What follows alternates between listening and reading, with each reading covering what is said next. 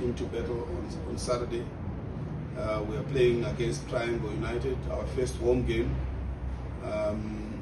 We are very optimistic that we will get a very good result.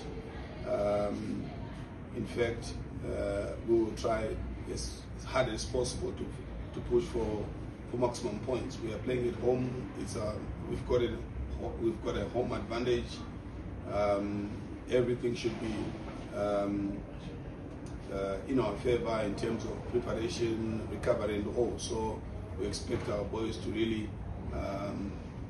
push hard so that we can get our first full set of points. But we are not underrating our opponent. We've done our research. Triangle are a very good team. We're looking at their squad. They've got lots of experienced players within their ranks.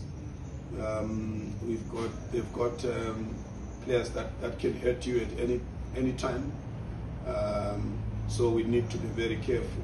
We are not going to go into this game carelessly.